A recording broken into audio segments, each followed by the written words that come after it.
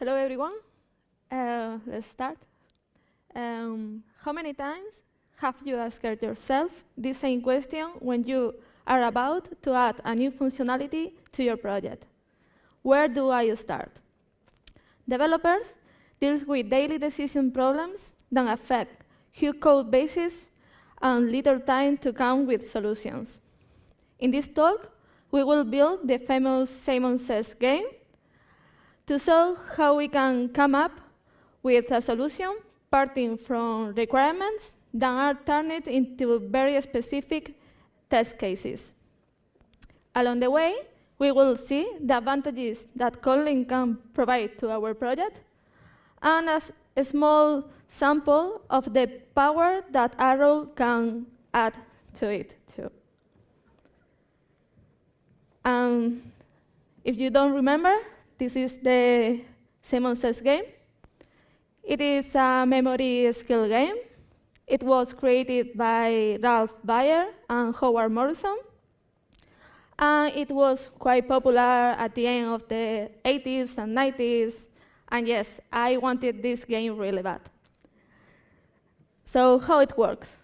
The device creates a series of tones and lights and requires a player to repeat the sequence. If the player succeeds, the series becomes longer and more complex. When the player fails, then game over. And this is our version of the game. So it's quite simple. We'll have a start game button and the 4 colors: green, red, yellow, and blue. So where are we starting? We are going to build this project using MVP architectural design pattern. And in our data layer, we are going to have a color sequence repository, which implementation will have injected 2 dependencies. One will be color sequence data source, and we are going to use this data source to store the colors in our sequence. And then we will have also a color provider, and we are going to use this color provider to generate random our color every time that we have to add the color to our sequence. And then we have position repository, which implementation will have injected 1 data source, position data source, and this data source, we are going to use it to store the position that we need to check every time. In our domain layer, we will have our use cases, a start game use case that will start the game and add the first color to our sequence, and then validate color use case. In our presentation layer, we will have our game presenter that will make use of our use cases to represent the data to our view. And our view will be the game fragment. But what are we going to do today here? We are going to work in validate color use case only. Why? Because we don't have time to do the whole project. It's too much. And because validate color is the use case that have the main logic of our game. For unit testing, we are going to use Mockito library because it's the one that I am more comfortable. And we said that we are going to build this project using Kotlin, and we are going to use Coroutines to handle all this work of verify color, add color, and so. So coroutines, the Kotlin team defines coroutines as lightweight threads. They are sort of tasks that the actual threads can execute. And coroutines can convert async callbacks for long-running tasks, such database or network access, into sequential code. So first, let's have a view to a few concepts of coroutines. First, coroutine scope. It defines the scope for a coroutine. Every coroutine builder is an extension of coroutine scope and inherits its coroutine context to automatically propagate both context, events, and cancellation. Then the coroutine context. The coroutine context is a set of various elements. The main elements are the job of the coroutine, that represent the coroutine itself, and its dispatcher. Dispatchers determine what thread or threads the corresponding coroutine is going to use for its execution. Then we have launch. Launch is a coroutine builder. It is an extension of coroutine scope and will start a new coroutine. This coroutine context will be the inherit from the coroutine scope. And finally, the suspend function with context that we call the specified suspending block with a given coroutine context, suspend it until it completes, and return the result. So let's start to put all these concepts together. So we talk about the coroutine scope, and it is an interface, so we need to implement it. The manual implementation of coroutine scope is not recommended, so instead we should use delegation. And the coroutine library provides us with a function, main scope, that will create the main coroutine scope for UI components, for Android, for instance. The resulting scope has a supervisor job and a dispatcher main context elements. Now we can see more example of using launch and with context. So we have created a coroutine using the main context launch extension. It will inherit the context of main scope. Then we will change the context to use the IO dispatcher using with context. It suspends the coroutine until return the result. Then the coroutine will continue running in the main context, doing something with the result. For instance, updating the UI. And we are also going to use flow in our project. Flow is a call asynchronous data stream that sequentially emits values and completes normally or without exception. So how are we going to use flow? So we will have a list of colors that is our sequence of colors, and we want to emit each color at once. So we are also adding a little delay, and we are adding this delay because it will represent the speed of our game. So if we want the sequence to go faster, then we can change the delay. And we also said at the beginning that we are going to use Arrow in our project. Arrow is a library for typed functional programming in Kotlin. We are going to use data types. A data type is an abstraction that encapsulates one reusable coding pattern. And we are going to use try. It represents a computation that can result in a result if everything goes fine, or in an exception if something fails. We are also going to use validated. Validated is also a data type. And instead of return a valid value and exception, instead, if everything goes fine, we are going to return a valid B. And if something fails, we are going to return an invalid A. And this validated data type can be used, for example, to validate forms. And in this case, we are going to use it to validate our color. So how can we evaluate these two data types? We can use fall. So if something goes wrong, the first block will run. And if everything goes fine, then the second block will run. Then a little disclaimer here before I start. There are more solutions for the same problems always. So let's rock. So now I need to change this. Cool. So first, let's run our app and see what is the starting point, what we have. So we call run. Yes. So this is our game, no? So let's click on the Start Game button. And yes, the first color was added to the sequence. it was yellow. So if I click on the yellow, nothing is going on. If I click on the wrong one, yeah, nothing's happening. So let's go to our game presenter test. And first, run all the tests that we already have. OK, so you can see that we have 3 tests, and the 3 of them are passing. So we have presenter should hide a start button when we start game. If you remember, it was doing that. Presenter should render first color when we start game. It was also doing that. And presenter should execute start new game when we start game. Cool. So what we need?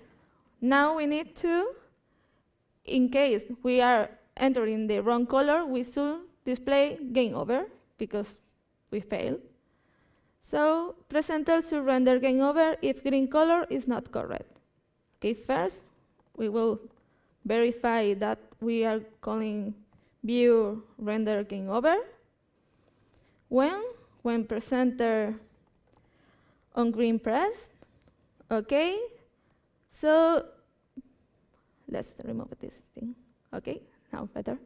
So we need to render game over when we call verify color and it's a wrong color. So we need to mock the response of the use case. Verify color, green, then it should return, and verify color is returning, come on, well, I validated. So here we should return invalid of unit. Okay, so let's run the test. And you can see that it is failing. Wanted but not invoked. We are not calling render game over at any point. So if we go to our production code, green press, color press, you can see that we are not doing anything here. So what is the minimum piece of code that we can add to our production code to make our test pass? So we just can call view render game over, and then all tests are passing. Cool. So let's go back to our test. And now we have to add a new color. No, we need to render a list of colors if we click on the correct color. So we also want to render these colors one by one. So we need to validate that we are calling one by one this color. So for that, we can use in order, and then the first color we want to render will be the green color, and the second one, let's say that it's the red color. All right? When we click on green, on green press, and then we need to mock again our use case, and instead of return an invalid, we want it to return a valid of a list of which colors? Green and red. So we go here, green, then red. So if we run our test again, of course, the test is failing because we are not calling at any point render color. So let's go to our production code, and this is the moment when we need to call our use case verify color. So we said that we also want to do it using coroutines because we don't want to do all this job in the main thread. So let's create our coroutine. So we have created our coroutine. We changed the context to do things in the background. Then we call verify color. This is returning an invalid, validate. And then we just need to do fall to evaluate the result. So we said that the first block of the fall will run in case that it fails. So in this case is when we wanted to call render game over. And the second block will run in case everything goes fine. But we want to render this list of colors one by one. So we are going to use flow for that. So we can make a flow of it. So we convert this list of color in a flow and add the delay. Emit the colors and then collect these colors. And when we collect it, we just want to render the color. All right. So let's have a look to a flow with delay. This is a private extension function that I have created that will convert a list of color or a list of anything into a flow. So we are emitting the value for each one and adding this delay that we said before will be the speed of our game. So if we run the test again, you can see that all of them are passing. Cool. So we are done. Let's see how our app looks. Okay, here. So we start game. First color is added, blue. I click on the blue color and it says game over. No, that's wrong. Why? Okay, so if we go to verify color, we can see that we are always returning invalid. So of course, we can always see game over. So it's the moment to start implementing our verify color use case. So let's go to the test and let's add the first one. So the first one will be that we want to return invalid when the color is not correct. So we just need to execute our use case and then assert that our result is invalid. Cool. When we need when we know that the color is not invalid, so we need to take the color that. Okay. Sorry. So we need to take the color and compare it with the color that we are entering right now. So for that, we can see that verify color has two dependencies. It has color sequence repository and position repository, so we can have a look to them. So color sequence repository, we can create a color, get a color at any position, get the full color sequence, or reset the sequence. Then we also have position repository, where we can get the current sequence position, increment the sequence position, or reset this position. So we need to know which position we have to validate, get that color at that position, and compare with the one that we have.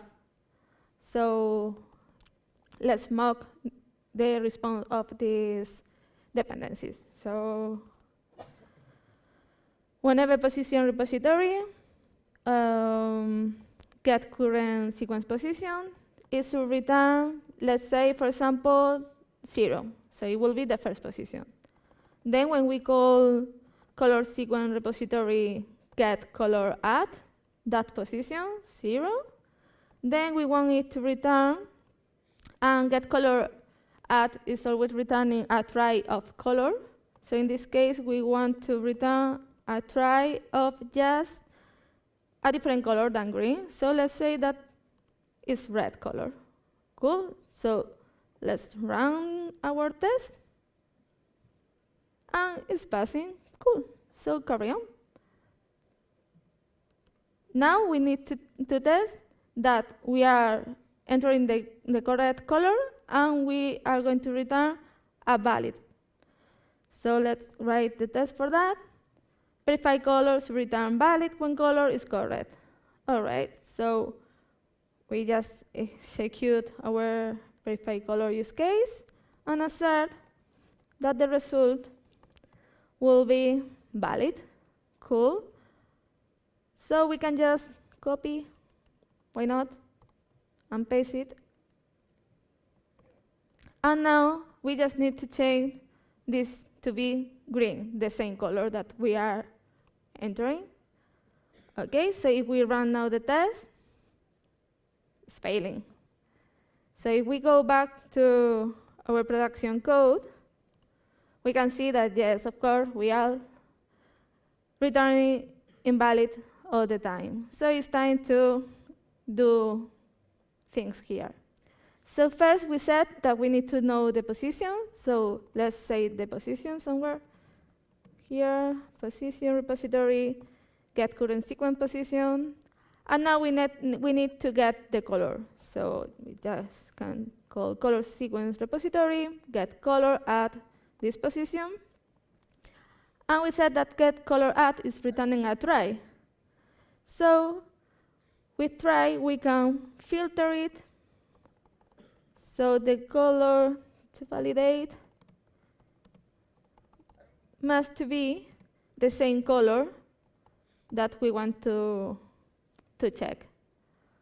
So when I do full of this,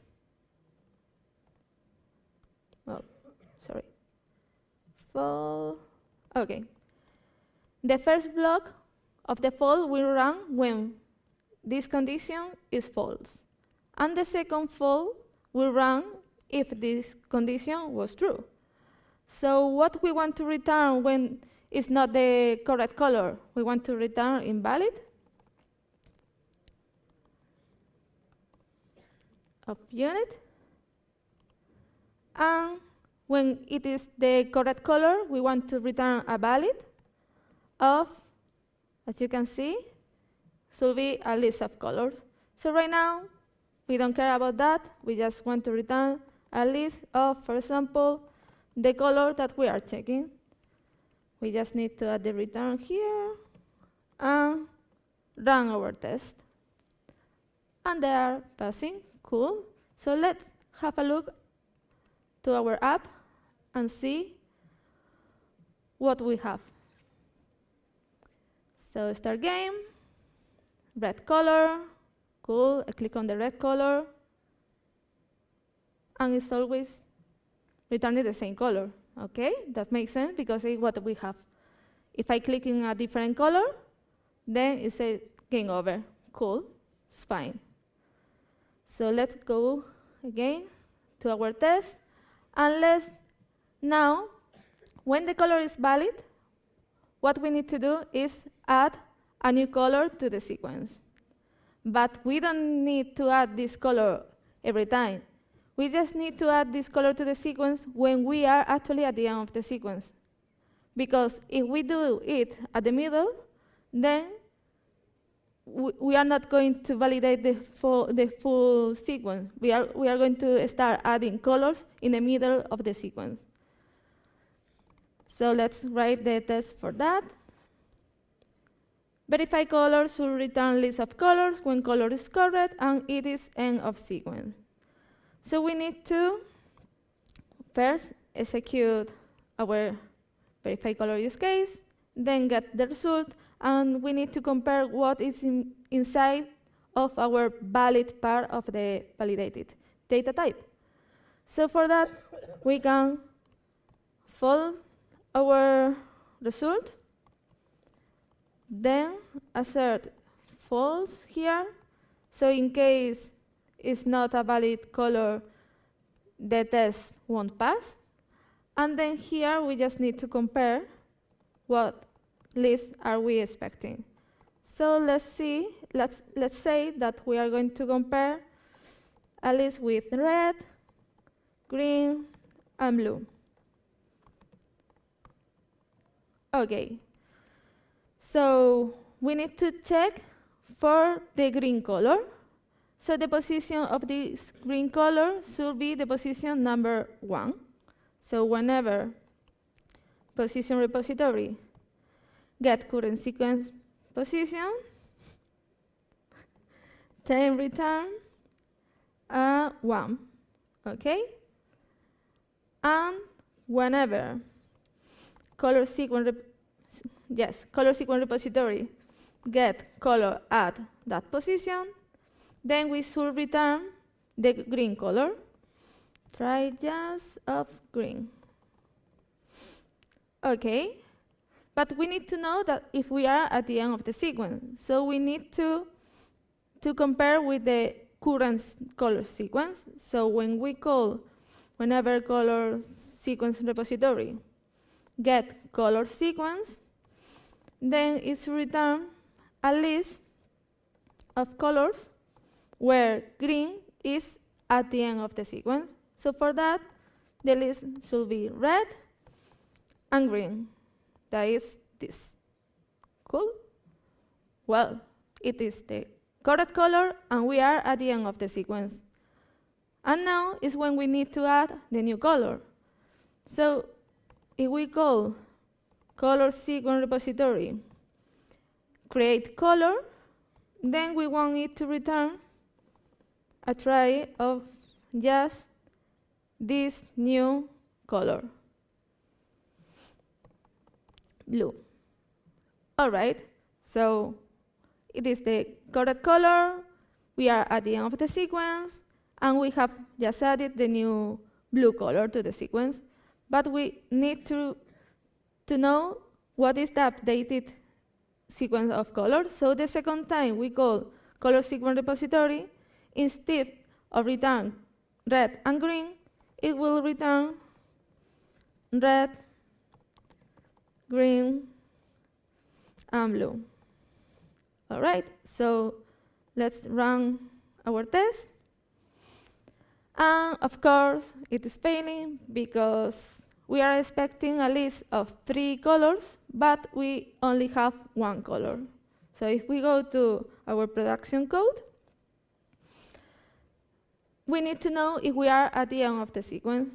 So we can create a private function here, is end of sequence. And I'm gonna make it return a tray of Boolean, and you will see later why. Okay, so try. We need to get the position, so we call again position repository, get current sequence position, and we need to know the size of the current sequence of color. So size is color sequence repository, get color sequence, give me the size. So to know if we are at the end of the sequence, we just need to compare that the position is equal to size minus 1. So now it will return a try of this condition, this Boolean.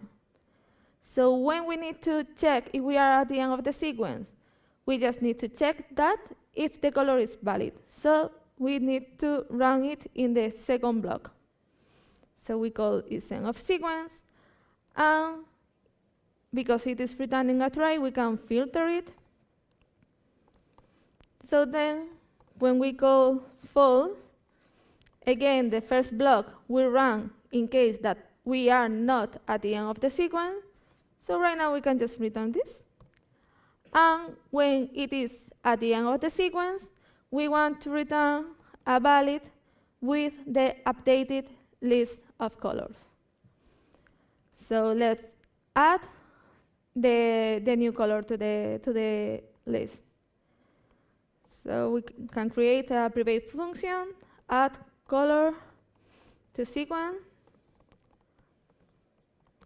and we want it to return a try of list of colors. So first, we are going to add the color. So we can call color sequence repository create color.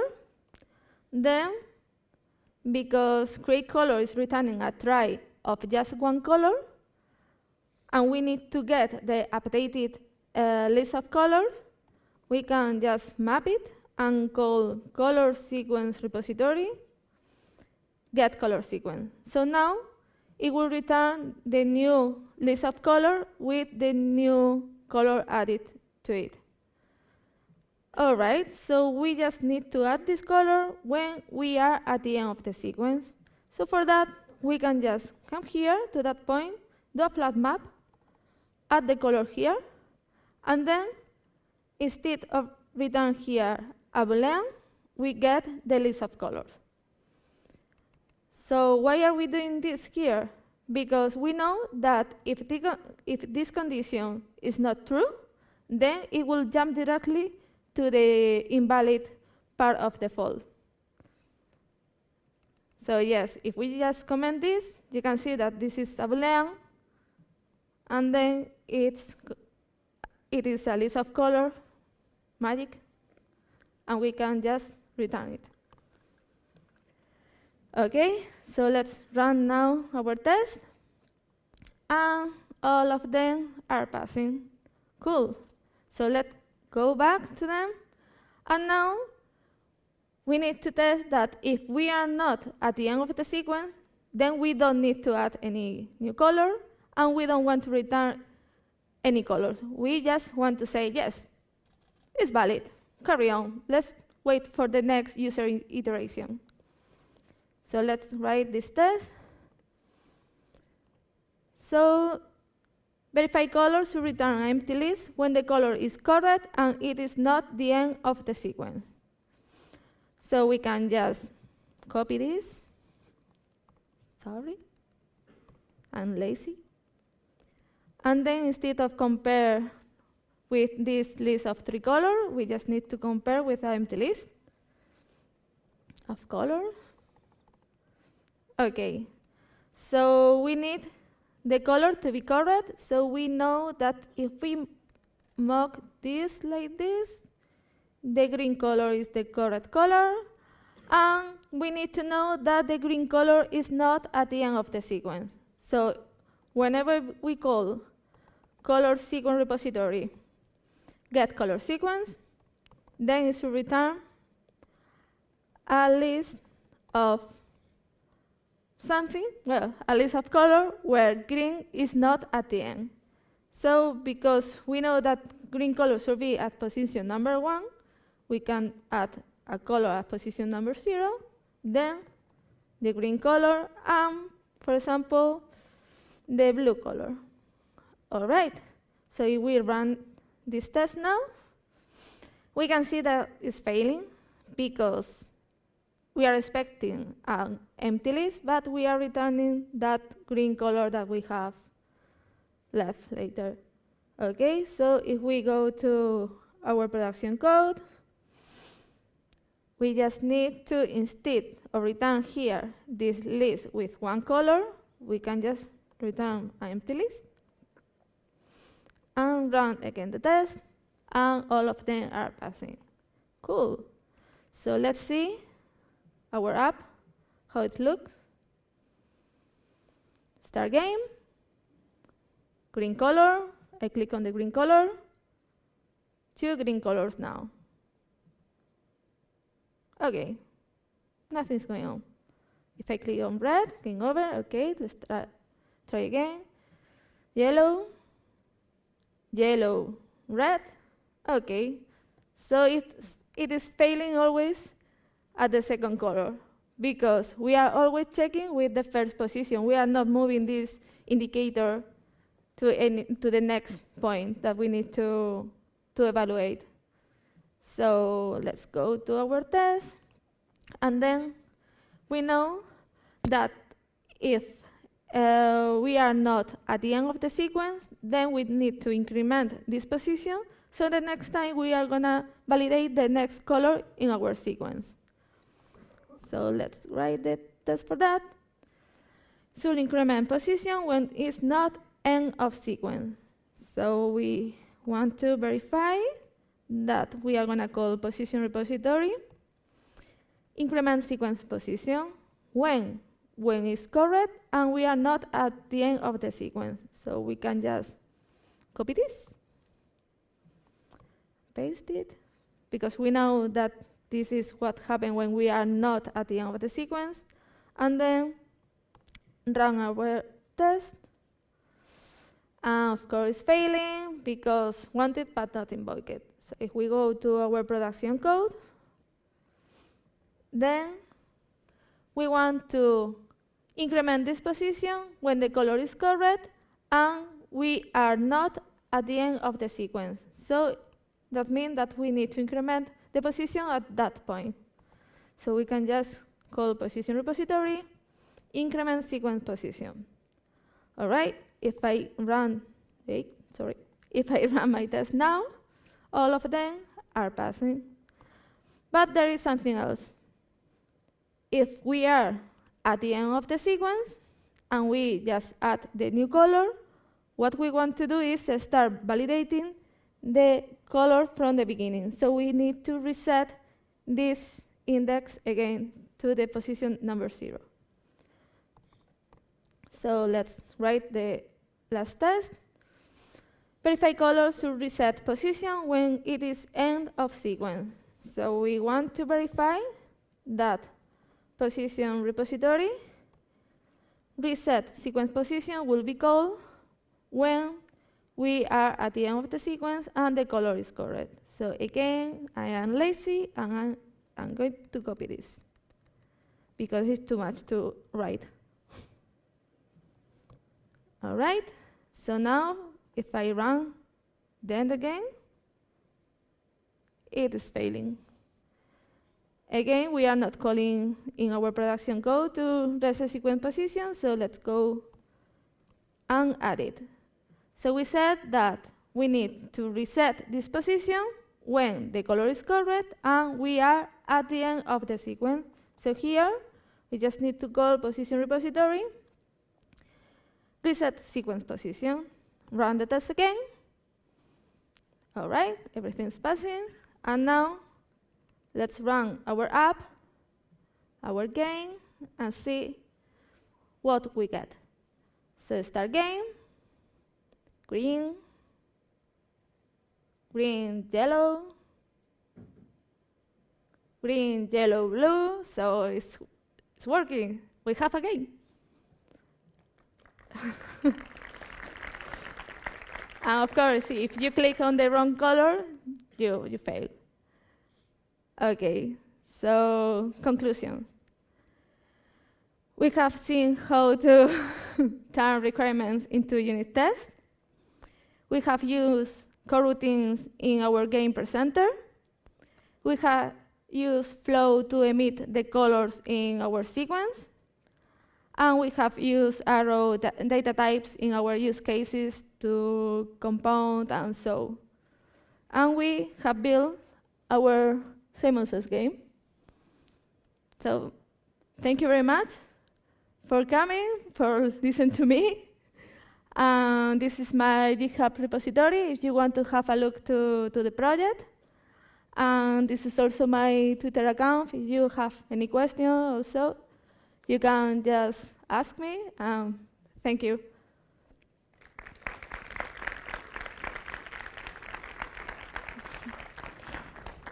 Any question?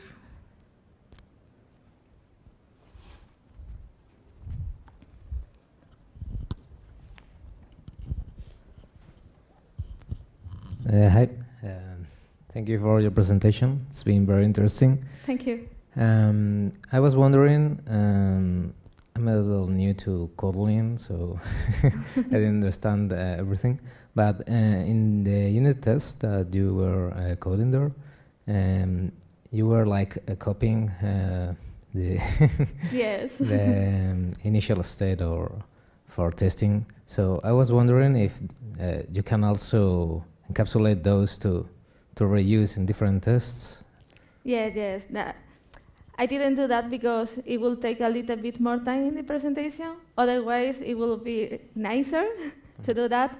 And yes, if I am in my real life with all the time that I can use, I will encapsulate that for sure. Oh, okay. I wanted to know if that was like a No. usual way. No. Thank you. Thank you.